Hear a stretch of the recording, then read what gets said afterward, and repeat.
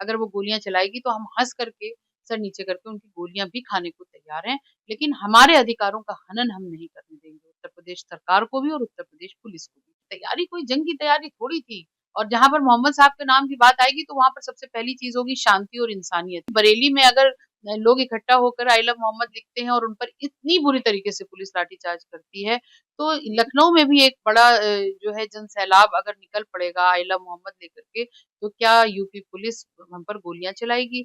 बहुत ही शर्मनाक और बहुत ही दर्दनाक जो वारदात थी कल हुई है। नमाज़ियों के साथ जो मस्जिद से निकल रहे थे जुमा पढ़कर और उसके बाद उन्होंने वहाँ पर आई लव मोहम्मद के पोस्टर लेकर के निकले थे।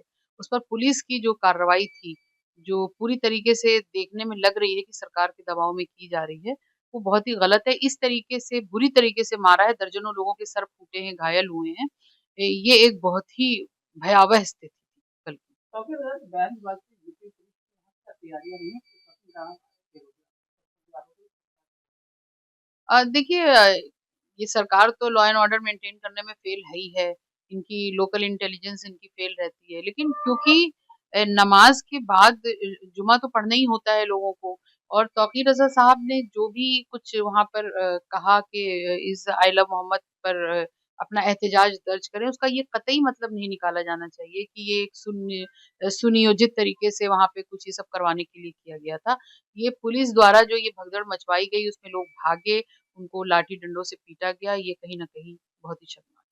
क्योंकि एसएसजी ने सख्त कार्रवाई कार्रवाई की जाएगी तो लोगों की बिल्कुल कार्रवाई करनी चाहिए और खाली इसी मुद्दे पर नहीं, इससे पहले भी जो मुद्दे आए हैं, जो भारतीय जनता पार्टी के नेताओं ने बहुत सारे भड़काऊ भाषण दिए हैं, तमाम तरह के ऐसे कृत्य इनके सामने आते रहते हैं, उन सबको भी संज्ञान में लेकर के उनको अपना मुख्यमंत्रित्व पद का ख्याल करके और कार्रवाई जो है वो एक न्यूट्रल तरीके से करनी चाहिए। आई लव मोहम्मद के बाद यूपी में poster I love UP I love मैं स्वागत करती हूँ, अगर किसी को किसी से लव है, वो आई लव लिख रहा है, तो इस पर मुझे नहीं लगता कि किसी को ऑब्जेक्शन होना चाहिए। मुझे तो बिल्कुल भी ऑब्जेक्शन नहीं है, कोई आई लव मोहम्मद लिखे, कोई आई लव महाकाल लिखे, कोई I love CM Yogi Adityanath लिखे, कोई आई लव यूपी पुलिस लिखे। जिसका जिससे दिल भरता हो, जिसका जिससे श्रद्धा हो, मान-सम्मान हो, उसके लिए लिख सकता है। इसमें कोई मुझे नहीं लगता कि कोई ऑब्जेक्शन हो मैं सकता है। आपको के बाद वीडियो आपने देखिए वो वीडियो उस वक़्त का है जब मुझे ये पता चला कि बरेली में इस तरीके से वहाँ पर ज़ुल्म हो रहा है। वहाँ से लोगों के लोकल फ़ोन आ रहे थे मुस्तकिल, जबकि मैं जा तो किसी और मसले में रही थी। कोई ऐसा मुद्दा नहीं था कि इसी मुद्दे को लेकर के जा रही हूँ, एक मुझे मुशायरा पढ़ना था आज। लेकिन उसके बाद ये मुझे लगा कि ये इस तरीके की स्थिति पे एक वीडियो मुझे जारी करना चाहिए और वो मैंने जारी क्या वीडियो था आपने सब तैयारी मैंने नहीं तैयारी कोई जंग की तैयारी थोड़ी थी और जहाँ पर मोहम्मद साहब के नाम की बात आएगी तो वहाँ पर सबसे पहली चीज़ होगी शांति और इंसानियत। ये समझ लेना चाहिए लोगों को।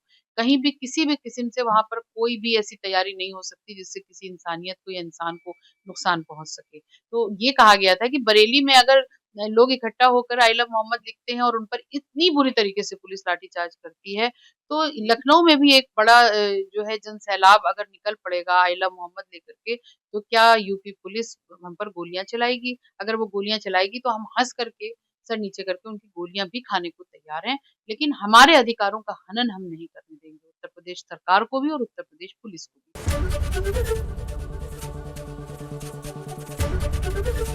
एबीपी गंगा, खबर आपकी, जुबान आपकी।